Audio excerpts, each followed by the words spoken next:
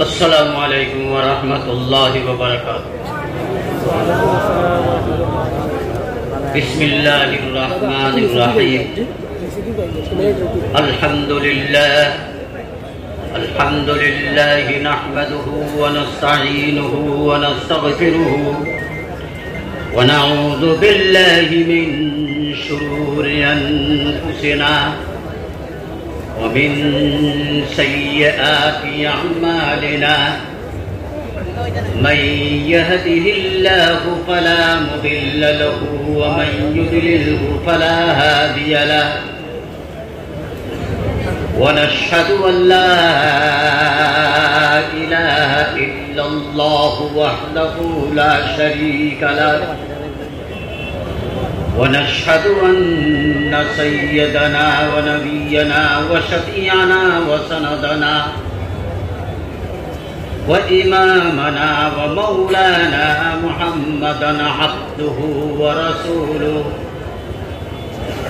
صلى الله عليه وعلى آله وأصحابه وبارك وسلم تسليما كثيرا كثيرا أما بعد فأعوذ بالله من الشيطان الرجيم بسم الله الرحمن الرحيم يا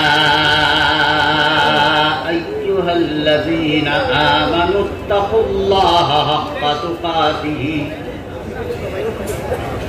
ولا تموتن إلا وأنتم مسلمون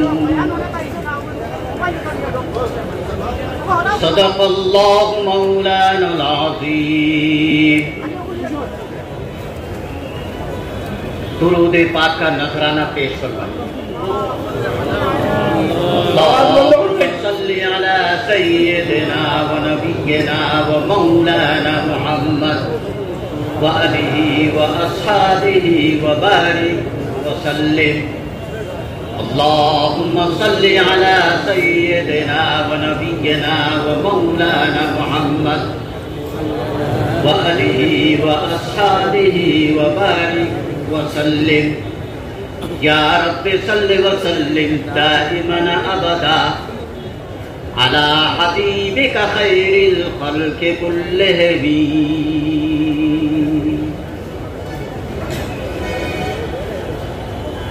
یا رب صل وسلم دائما ابدا على حبیبک خیر الخلق كلهم۔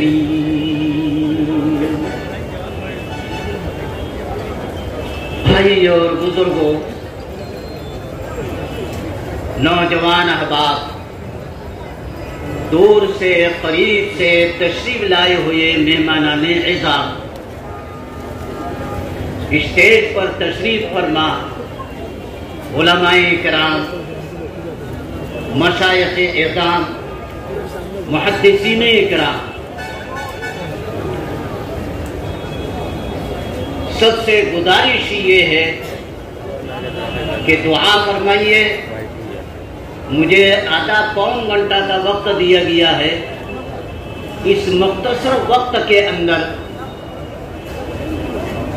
اللہ تبارک و تعالی میری زبان سے کچھ ایسی باتیں کہلوا دیں جو میرے لیے، آپ کے لیے، ہم سب کے لیے ہدایت کا ذریعہ بنے۔ میں نے جو آیت شریفہ تلاوت کی ہے اس سے متعلق گفتگو کرنے سے پہلے دو حدیثیں سناتا ہوں۔ پہلی حدیث شریف حضرت امام احمد ابن حنبل علیہ رحمہ نے حدیث میں کتاب لکھی ہے، اس کا نام ہے مسند امام احمد ابن حنبل۔ اس میں 28,199 حدیثیں ہیں۔ ان میں سے 21,924 نمبر حدیث شریف میں آپ کے سامنے پیش کرنے جا رہا ہوں۔ شاید یہ حدیث شریف موقع محل کے مطابق ثابت ہے۔ حضرت نعمان ابن بشیر رضی اللہ تعالی عنہ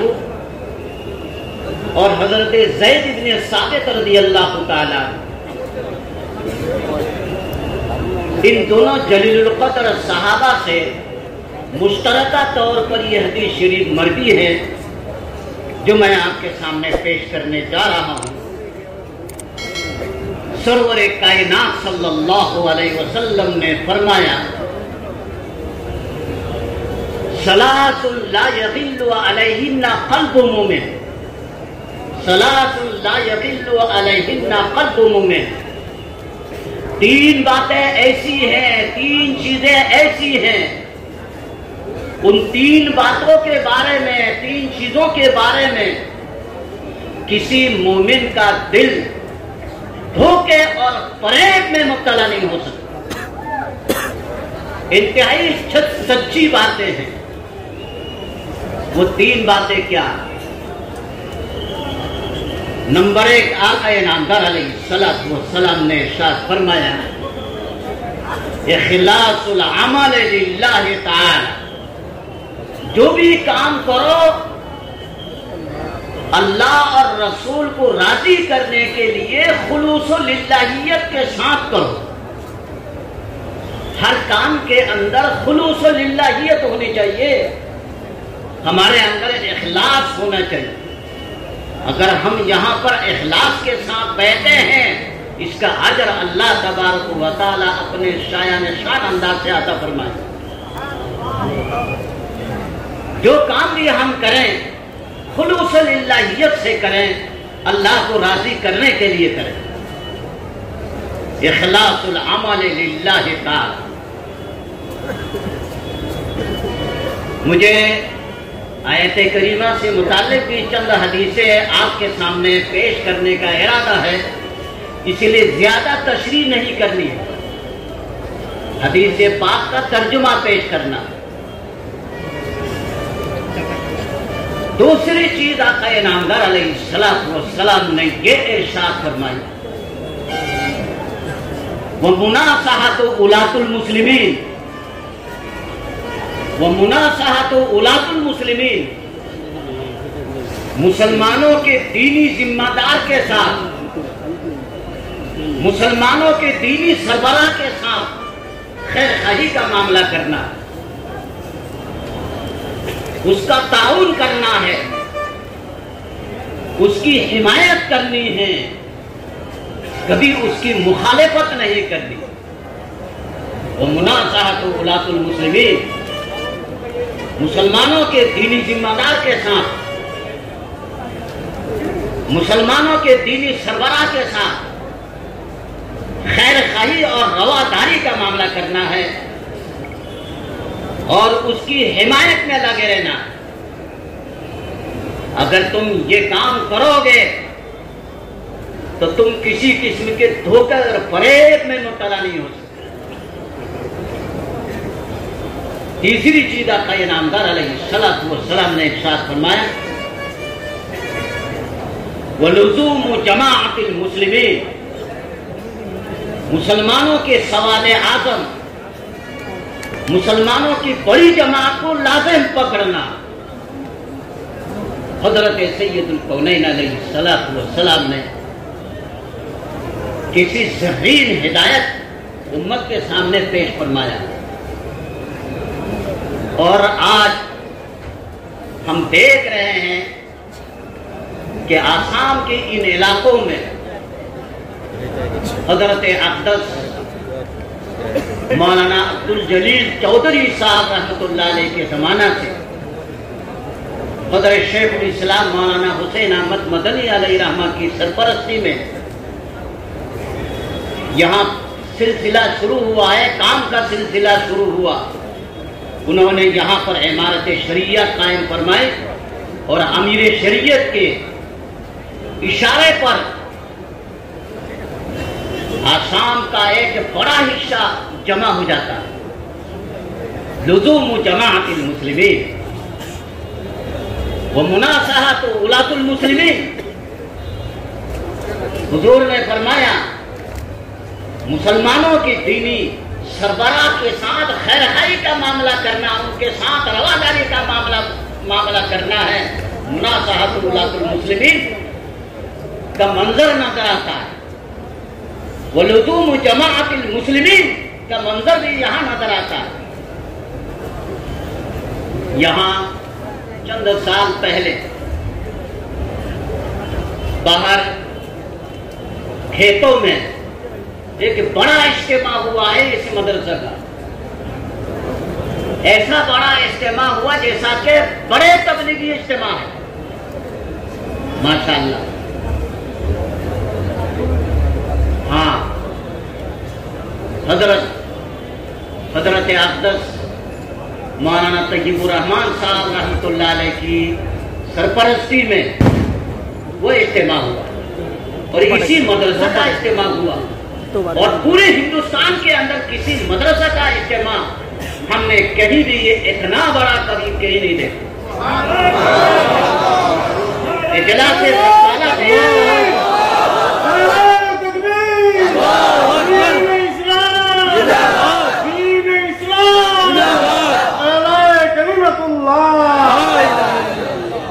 حضرت دارالعلوم دیوبند کے 7 سالہ اجلاس ہوا تھا، اس میں دیکھا تھا حضرت اقدس مولانا علی میاں صاحب نور اللہ مرکزہ کا بیان میں نے اپنی کانوں سے سنا ہے. اسٹیج کے اتنے قریب پر میں کھڑا ہو گیا تھا، وہاں بیٹھنے کی جگہ ہی نہیں تھی، سب کھڑے تھے. مولانا علی میاں صاحب رحمۃ اللہ علیہ کا جملہ تھا کہ اگر گستاخی نہ ہو میں یہ کہنے کی جرأت کروں گا کہ آج مجھے میدان عرفات کا منظر نظر آ رہا ہے.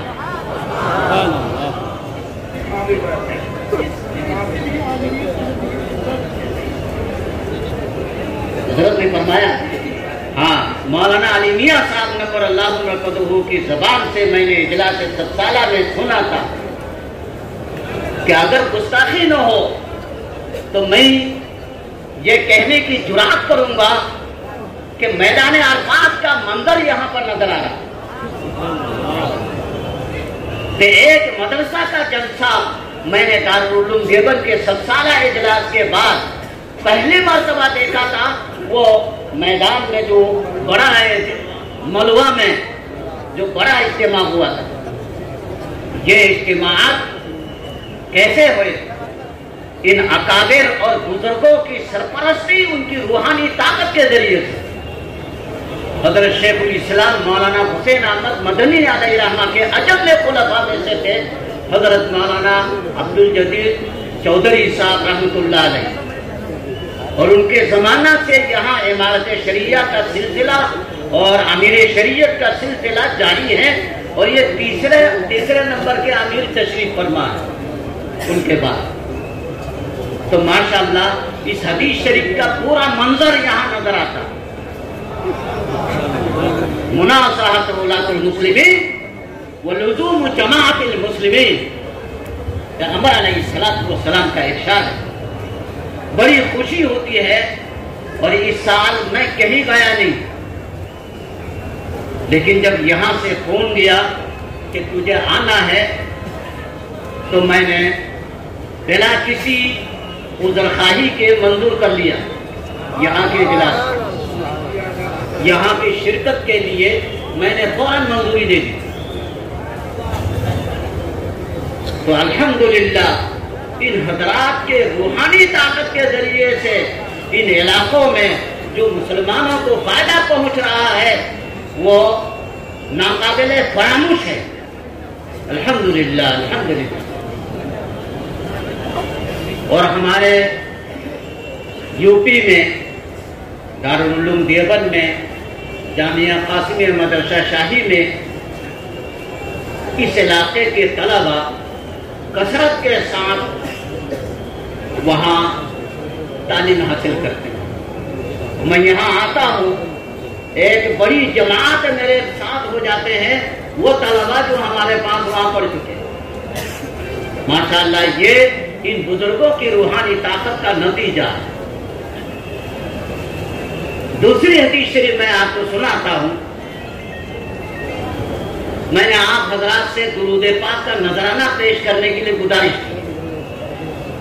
اس سلسلے میں ایک حدیث شریف سناتا ہوں. حضرت امام طبرانی علیہ الرحمہ نے المعجم الاوسط میں 9489 حدیثیں نقل فرمائی ہیں. ان میں سے 7235 نمبر حدیث شریف میں آپ کے سامنے اس سلسلے میں پیش کرنا چاہتا ہوں. ہو سکتا ہے کسی کو توفیق ہو جائے. خاتم رسول حضرت انس بن مالک رضی اللہ تعالی عنہ سے یہ حدیث پاک مروی ہے. آقا نامدار سید الکونین علیہ السلام نے ارشاد فرمایا من صلی علی واحدۃ صلی اللہ علیہ عشرہ. جو شخص سرور کائنات صلی اللہ علیہ وسلم کی بارگاہ میں صرف ایک مرتبہ درود پاک کا نذرانہ پیش کرے گا اللہ تبارک و تعالی عرش معلی سے اس کے اوپر 10 مرتبہ رحمت نازل فرماتا. اور فرمایا ومن صلی علی عشرہ صلی اللہ علیہ مئہ. جو شخص بارگاہ نبوت میں 10 مرتبہ درود پاک کا نذرانہ پیش کرے گا 10 مرتبہ نذرانہ عقیدت پیش کرے گا اللہ تبارک و تعالی عرش معلی سے اس کے اوپر 100 مرتبہ رحمت نازل فرماتا. اور فرمایا ومن صلی علی مئہ كتب اللہ بین عینیہ براءۃ من النفاق وبراءۃ من النار واسکنہ اللہ یوم القیامۃ مع الشہداء او کما قال علیہ الصلوۃ والسلام. فرمایا حضرت سید الکونین علیہ السلام نے کہ جو شخص بارگاہ نبوت میں 100 مرتبہ درود پاک کا نذرانہ پیش کرے گا اللہ تبارک و تعالی کی طرف سے اس کے لیے 3 بشارتوں کا اعلان ہے. پہلی بشارت کتب اللہ بین عینیہ براءۃ من النار. اللہ تبارک و تعالی اس کی دونوں آنکھوں کے درمیان اس کی پیشانی پر جہنم کے فتنے اور جہنم کے عذاب سے حفاظت کی مہر لگا دیتے. دوسری بشارت حضرت سید الکونین علیہ السلام نے یہ پیش فرمائی کتب اللہ بین عینیہ براءۃ من النفاق. اللہ تبارک و تعالی اس کی دونوں آنکھوں کے درمیان اس کی پیشانی پر دنیا کے فتنے اور دنیا کے نفاق سے حفاظت کی مہر لگا دیتے اور جہنم کے عذاب سے حفاظت کے لیے مہر لگا دیتے ہیں. دنیا کے نفاق اور دنیا کے فتنے سے بھی حفاظت کی مہر لگا دیتے. تیسری بشارت واسکنہ اللہ یوم القیامۃ مع الشہداء. اللہ تبارک و تعالی قیامت کے دن اسے شہیدوں کے ساتھ اٹھائیں گے, شہیدوں کا درجہ عطا فرمائیں گے, شہیدوں کا مقام عطا فرمائیں گے. سرور کائنات صلی اللہ علیہ وسلم کی بارگاہ میں درود پاک کا نذرانہ پیش کرتے جاؤ اور اللہ کی طرف سے اس قدر انعامات تقسیم ہوتے ہیں. ہمارا فرض بنتا ہے ہم بارگاہ نبوت میں نذرانہ عقیدت پیش کرتے رہا کریں اور اللہ کی طرف سے انعامات تقسیم ہو رہے ہیں. اسی وجہ سے ہمارے سلوک کے بزرگوں کے یہاں جب کوئی بیعت ہونے کے لیے جاتا ہے اسے جو پہلا سبق دیا جاتا ہے اس میں 3 چیزوں کی تلقین کی جاتی ہے. نمبر 1، روزانہ 100 مرتبہ درود پاک کا نذرانہ پیش کیا کریں. اور دوسری چیز، روزانہ 100 مرتبہ استغفار کا وظیفہ پڑھیں. اس کا کیا فائدہ ہے؟ ترمذی شریف جلد 2 صفحہ 177 پر حضرت ابو سعید خدری رضی اللہ تعالیٰ عنہ کی روایت ہے. یہ محدثین اکرام یہ پڑھاتے رہتے ہیں. آقا نامدار سید الکونین علیہ الصلوۃ والسلام نے ارشاد فرمایا کہ جو شخص عشاء کی نماز کے بعد سونے سے پہلے اپنے بستر پر جا کر کے صرف 3 مرتبہ یہ استغفار پڑھے گا، استغفر اللہ الذی لا الہ الا هو الحی القیوم واتوب الیہ، استغفر اللہ الذی لا الہ الا هو الحی القیوم واتوب الیہ، غفر له ما تقدم من ذنبہ. یہ درود شریف صرف 3 مرتبہ پڑھنے کے نتیجے میں ماقبل کے سارے گناہ اللہ معاف فرما دیتا. اور فرمایا وَلَوْ كَانَ ذُنُوبُهُ مِثْلَ زَبَدِ الْبَحْرِ، اگرچہ تمہارے گناہوں کی کثرت اس قدر زیادہ ہو جیسے کہ سمندر کی جھاگ ہے، تب بھی اللہ تبارک و تعالیٰ تمہارے گناہ معاف فرما.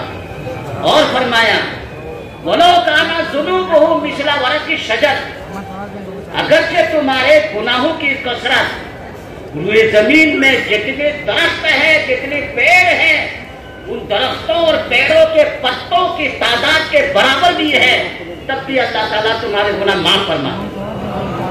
اور فرمایا اگرچہ تمہارے گناہوں کی کثرت روئے زمین میں جو ریتوں کا ڈھیر پڑا ہوا ہوتا ہے، ان ریتوں کے ڈھیروں میں جو ریتوں کی تعداد ہوتی ہے ان کے برابر بھی ہے، تب بھی اللہ تعالیٰ تمہارے گناہ معاف فرما دے.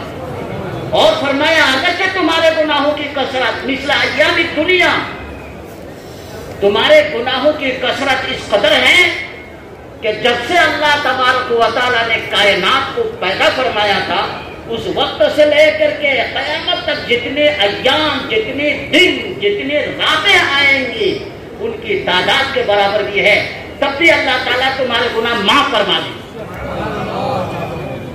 کوئی سوال طالب علمانہ طور پر کر سکتا ہے کہ گناہ کبیرہ کے معافی کے لیے تو توبہ لازم ہے.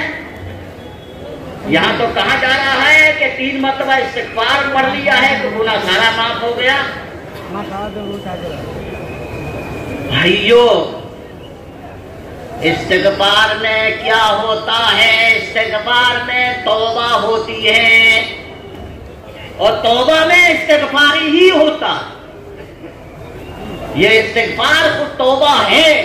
اس لیے امام ترمذی رحمۃ اللہ علیہ نے اس حدیث شریف کے بارے میں فرمایا ھذا حدیث حسن، اچھے اعلیٰ درجہ کی حدیث شریف ہے. کہ دوسری چیز ہمارے اکابر اور بزرگوں کی یہاں یہ ہے استغفار 100 مرتبہ استغفار پڑھنے کی تلقین کی جاتی. جب 3 مرتبہ پڑھنے کے نتیجے میں اس قدر گناہ معاف ہو جاتے ہیں، 100 مرتبہ روزانہ پڑھا جائے تو کس قدر گناہ معاف ہو جائیں گے. تیسری چیز آقا نامدار علیہ الصلوۃ والسلام نے ارشاد فرمایا کہ روزانہ 100 مرتبہ تیسرا کلمہ پڑھو. یہ تلقین ہمارے بزرگان دین کیوں کرتے ہیں؟ اس سے کیا فائدہ ہے؟ ترمذی شریف جلد 2 صفحہ 184 پر حضرت عبداللہ ابن مسعود رضی اللہ تعالیٰ عنہ کی روایت ہے. آقا نامدار سید الکونین علیہ الصلوۃ والسلام نے ارشاد فرمایا لقیت ابراہیم علیہ الصلوۃ والسلام لیلۃ اسری بی. آقا نامدار علیہ الصلوۃ والسلام فرماتے ہیں کہ لیلۃ الاسراء میں، شب معراج میں حضرت سیدنا ابراہیم علیہ الصلوۃ والسلام سے میری ملاقات ہوئی، اور اس ملاقات کے بعد واپسی میں حضرت ابراہیم علیہ الصلوۃ والسلام نے مجھ سے فرمایا کہ آپ اپنے امت میں واپس تشریف لے جا رہے ہیں، میری طرف سے آپ اپنی امت کے لیے 2 تحفہ لیتے جائیے۔ حضرت سیدنا ابراہیم علیہ السلام اس امت محمدیہ کے لیے کیا تحفہ پیش فرما رہے ہیں؟ اس امت محمدیہ کے لیے کیا تحفہ پیش فرما رہے ہیں؟ 2 تحفہ پیش فرمایا۔ پہلا تحفہ فرمایا حضرت سیدنا ابراہیم علیہ السلام نے، اقرأ امتک منی السلام۔ پہلا تحفہ، آپ اپنے امت کے سامنے میری طرف سے سلام کا تحفہ پیش فرما دیں۔ ہم سب حضرت ابراہیم علیہ السلام کی بارگاہ میں وعلیکم السلام کہتے ہیں۔ کتنی بڑی بات ہے، حضرت سیدنا ابراہیم علیہ السلام نے اس امت محمدیہ کے لیے سلام کا تحفہ پیش فرمایا۔ اور دوسرا تحفہ کیا پیش فرمایا؟ فرمایا آقا نامدار علیہ السلام نے حضرت سیدنا ابراہیم علیہ السلام نے فرمایا، وَأَخْبِرْهُمْ أَنَّ الْجَنَّةَ طَيِّبَةُ التُّرْبَى عَذَبَةُ الْمَاءِ وَأَنَّهَا قِيعَانٌ وَأَنَّ غِرَاسَهَا سُبْحَانَ اللَّهِ وَالْحَمْدُ لِلَّهِ وَلَا إِلَٰهَ إِلَّا اللَّهُ وَاللَّهُ أَكْبَرُ۔ حضرت سیدنا ابراہیم علیہ السلام نے فرمایا کہ آپ اپنے امت کے سامنے اس بات کا اعلان فرما دے کہ جنت کی سرزمین صاف شفاف ہے، عذبۃ الماء، وہاں کا پانی بے انتہا میٹھا ہے، وَأَنَّهَا قِيعَانٌ، اور جنت کی سرزمین صاف چپاٹ ہے، اس میں کوئی چیز اگی ہوئی نہیں ہے۔ حدیث صحیح ہے، حدیث صحیح پیش کر رہا ہوں، وہاں کوئی چیز اگی ہوئی نہیں ہے۔ وَأَنَّ غِرَاسَهَا سُبْحَانَ اللَّهِ وَالْحَمْدُ لِلَّهِ وَلَا إِلَٰهَ إِلَّا اللَّهُ وَاللَّهُ أَكْبَرُ۔ جو شخص اپنی جنت میں باغ لگانا چاہے تو یہ کلمہ پڑھتا چلا جائے، جنت کے اندر اس کے لیے باغ تیار ہوتا جائے گا۔ جب روزانہ 100 مرتبہ یہ کلمہ پڑھا جائے گا تو اس کے لیے جنت کے اندر کس قدر باغات تیار ہو جائیں گے۔ ایک دفعہ درود پاک کا نذرانہ پیش اور فرمائیے۔ تو سلوک کے بزرگوں کی یہاں 3 چیزیں، یہ 3 چیزوں کی پہلی تلقین ہے، روزانہ 100 مرتبہ درود پاک کا نذرانہ پیش کیا جائے، روزانہ 100 مرتبہ استغفار کا وظیفہ پڑھا جائے، روزانہ 100 مرتبہ یہ تیسرا کلمہ سبحان اللہ والحمد للہ ولا الہ الا اللہ واللہ اکبر پڑھا جائے۔ ایک دفعہ درود پاک کا نذرانہ پیش فرمائیے۔ اللہم صلی علی سیدنا و نبینا و مولانا محمد وآلہ و اصحابہ و بارک وسلم، یا رب صلی وسلم دائما ابدا علی حبیبک خیر الخلق کلہم۔ میں نے جو آیت شریفہ تلاوت کی ہے،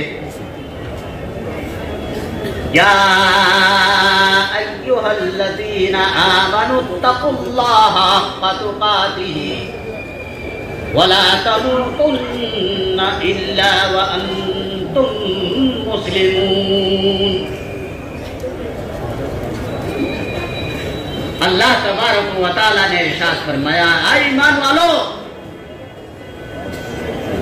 تم تقوی کا راستہ اختیار کرو، متقی پرہیزگار بن جاؤ اور اللہ سے ڈرنے والے بن جاؤ۔ کیسے؟ حق تقاتہ، اللہ کے شایان شان انداز سے اللہ سے ڈرا کرو، منہیات اور منکرات کی طرف بڑھنے نہ پاؤ، منکرات اور منہیات سے اپنے آپ کو دور رکھنا ہے۔ تقوی ہمارے ان مدارس میں 2 چیزیں ایک ساتھ چلتی ہے۔ ہمارے طلباء کو 2 چیزوں کی تربیت دی جاتی ہے، ایک علوم دینیہ کی تعلیم دی جاتی ہے اور دوسرا تقوی کی تربیت دی جاتی ہے۔ یہ دونوں چیزیں ہمارے بر صغیر کے مشائخ اور بزرگوں کی خصوصیت ہے. ہندوستان، بنگلہ دیش، پاکستان، افغانستان، یہ بر صغیر کے بزرگوں کی خصوصیت ہے. آپ بر صغیر سے باہر جائیں گے دونوں چیزیں آپ کو نہیں ملیں گی. تعلیمی ادارہ ہے، بہت بڑا ادارہ ہے، اس میں تعلیم ہو رہی ہے، تقویٰ کا نام و نشان نہیں. میں آپ کو ایک واقعہ سناتا ہوں.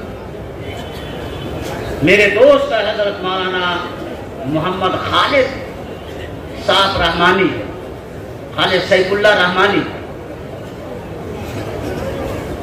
ان کے زیر نگین فقہ اکیڈمی کی اجتماعات ہوتے ہیں. یہاں بھی ہوا ہے، اس جگہ بھی ہوا ہے. گجرات میں ایک بہت بڑا مدرسہ ہے، جامعہ علوم القرآن جموں سر، بہت بڑا ادارہ ہے. اس میں انہوں نے فقہی اجتماع بلایا، فقہی سیمینار بلایا. اس سیمینار میں پورے ملک کے علماء آئے، باہر کے علماء بھی آئے. ہم لوگ اس طریقے سے اسٹیج پر بیٹھے ہوئے تھے. سامنے ایک انگریز بیٹھا ہوا تھا کرسی میں، اور نیچے سارے علماء مفتیان کرام کرسیوں میں بیٹھے ہوئے تھے بہت لمبے دور تک. پہلے سب میں کرسیوں کی پہلے سب میں ایک انگریز بیٹھا ہوا تھا.